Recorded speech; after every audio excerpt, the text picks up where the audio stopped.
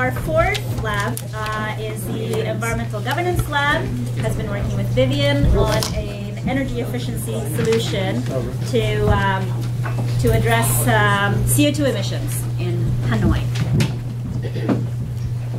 Good morning, investors. We're very excited to be pitching our idea to youth social innovation today. Over the past few weeks, we've been working on establishing a unique platform called Hanoi that aims to better energy efficiency in Hanoi, Vietnam. So to provide some context, Vietnam is a country that is extremely prone to the effects of climate change, whether that be through rising sea levels or natural disasters. And over the last few decades, it's undergone a period of rapid urbanization that has led to a massive growth in industry and population. All of these factors have contributed to a dramatic increase in GHG emissions and energy demand. And this is a problem for Vietnam, but also a problem for the world, because in the coming years, by 2050, we're going to see about 70% of the world population living in urban centers that will not be able to sustain their high energy demand. So why Hanoi? Well, Hanoi has committed itself to environmental sustainability, and it also has an energy sector that is in need of immediate help. Currently, the country is extremely reliant on imported energy sources, and this is leaving it vulnerable to fluctuations in the global market, and then poses a problem for their energy security. So within the city, the residential sector is actually responsible for the highest consumption, so they're going to be the target group.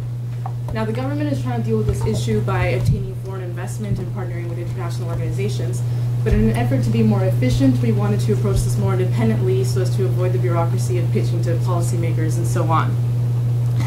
So the problem that we are targeting is rising GHG emissions in urban centers like Hanoi, and we're doing this by focusing on energy efficiency. And the objective of our platform is twofold. It's to raise awareness on the effects of climate change in the region, as well as to actually reduce emissions by implementing energy efficient practices. And reducing emissions in the long run is going to require us to change habits long term, as well as to implement strategies. And the common barriers that have arisen in initiatives like this in the past have been things like a lack of effective policy, a lack of awareness, outdated technologies, and all in all, information that is dispersed and disorganized as opposed to coming together in a unified initiative.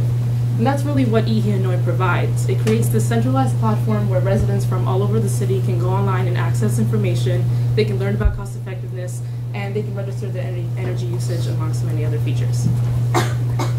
So our website is targeted at school-aged children and will contain an interactive house, as you can see above.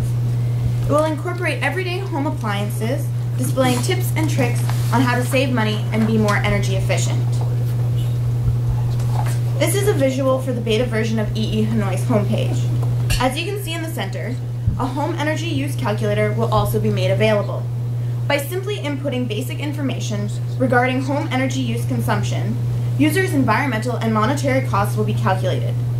Once calculated, the applet will provide the user with easy and simple tips on how to be more efficient with their energy use at home and how they could spend their potential savings. Another feature of our website will be a current and continuously updated section on environmental news to keep users informed on the consequences of global warming. Additionally, information on Viet Energy Star appliances and energy ratings will be provided with an external link to their website. This feature is visible on the right of the screen and will encourage users to make more informed decisions when purchasing appliances in the future. So after we established this platform, the most pressing question for us became, how do we get people to care? And this is a problem that a lot of environmental initiatives will run into when trying to engage with populations that don't see the impacts of climate change in their day-to-day lives. So in Hanoi particularly, the adult population is relatively uneducated on climate change and is less likely to care. So if we were to target that group, we would need to provide alternative incentives.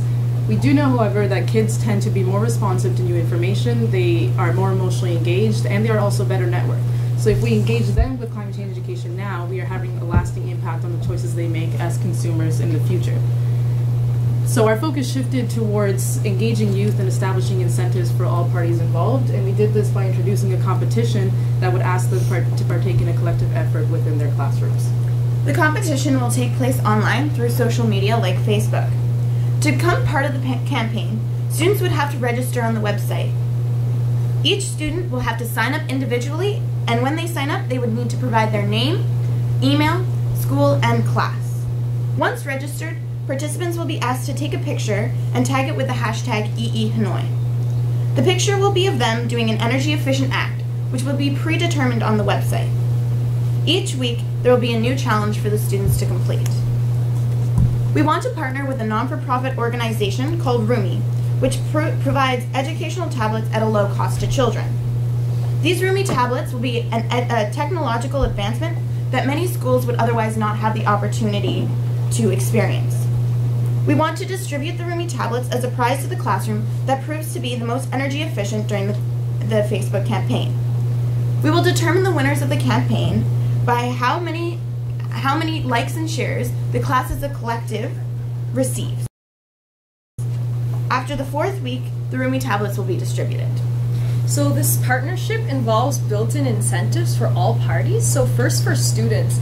They're interested in tablets. It's an attractive prize. And taking part in a collective effort, there's social pressure from their peers to perform well in the competition. So as there's a new photo challenge each week, the contest remains engaging throughout the entire month. Next, for parents. So parents are interested in their children having more technologically advanced tools in the classroom. So they would be more likely to encourage their children's energy efficient practices. They're also interested in saving money on their own electricity bill. So numerous studies have shown that children do significantly impact adults and their parents, especially when making financial decisions. So it's very reasonable to assume that the children will influence their parents' decisions on buying energy efficient appliances to some extent. So we are asking for $17,750 US as described in the budget in the handout. And based on your mission statement as well as your past investments, we realize that you're interested in furthering your core environmental values and you're seeking partnerships that can create a positive change, both of which our project can provide. So we are looking to partner with Vesti, an NGO institution devoted to environmental protection in Vietnam. And what Vesti is going to help us do is they're going to help us distribute the Rumi tablets, and they're going to provide the connections with the schools for us. So Vesti has implemented many past projects in Vietnam, several of which include environmental education. So their goals are very similar to ours, and we believe that they will help us. So you might ask now, how do we pay back the loan that you will give us? So we're looking to seek corporate sponsorship from Philips Vietnam. Philips currently holds about 10% of the market share in the Vietnamese consumer market, and they're behind 2 leading brands. So what EE Hanoi can help Philips do is that we can help them advertise and potentially move up in the ranks by writing articles in Hanoi's newspaper, which is part of the web manager's job as described in the budget. We'll advertise them on our website, and we will also advertise them in our interactive house. So if they cover our budget, we would be giving them the positive green image that they're looking for, and we would be able to give them prime advertising at a fraction of the cost that they would potentially spend putting that somewhere else. So Philips is interested in a good image in the energy saving sector. They're open to new innovative ideas, and because we believe that we would be a good investment for their marketing, so that's why they'll sponsor for us. Now, so if we have your collaboration, the immediate impacts of our project would be, we see that there's more awareness on energy efficient practices. In the short term, we should see the actual implementation of energy efficient practices in Hanoi homes. So we hope to spread this project throughout all of Vietnam, and the youth of Hanoi is the future. By targeting youth, we target energy efficiency and reduced carbon emissions in the future. Thank you.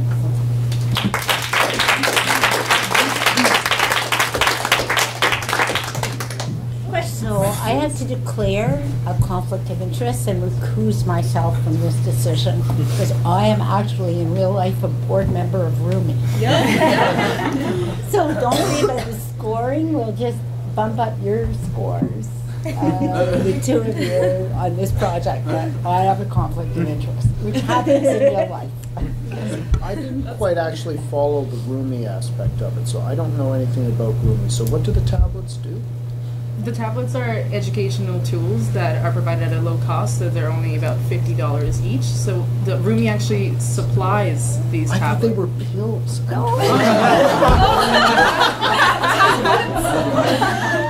Roomie is a not-for-profit company. More evidence of an analog mind. Which buys already manufactured tablets, so there's no risk there. They're already being manufactured for $50 and uploads onto these tablets the Khan Academy's programs for numeracy and runs off solar panels. Yeah. That are being distributed virtually free, $50 to schools. So they would be very optimal educational tools in Hanoi, especially because they currently have a deficiency of teachers, so they're looking for ways to make their classrooms more efficient. So you've targeted homes primarily, but my sense of Hanoi, and I've been there a few times, not for a few years, it's growing like topsy. The population is now getting to a level of GDP per capita where they fundamentally start to care about pollution levels. There's that classic sort of level.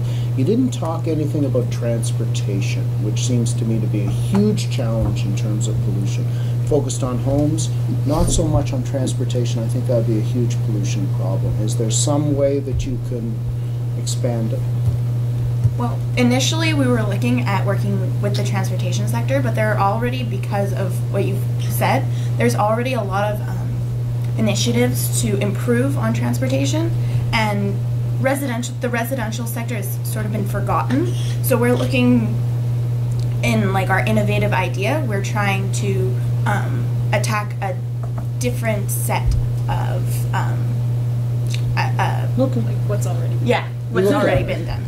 Yeah, and usually when people think about pollution in Hanoi, they do immediately think about transportation, which is why we were surprised to find that the residential sector is actually very responsible for a high percentage of the energy consumption. So just one question as a Rumi board member. We're still really in the startup phase. Yeah. So how confident are you that Rumi will deliver for you? This is a pretty active recusal, I have to say. I'm just curious. Because you must have done some research on Rumi, so here's a chance for me to get feedback. Well, looking we're at an early like, startup.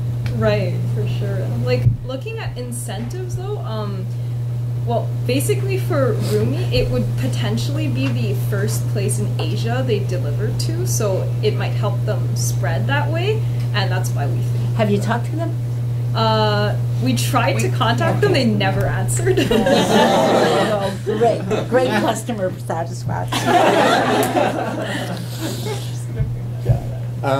So I sit on the board and the investment committee of YSI. So you were very smart to pitch that.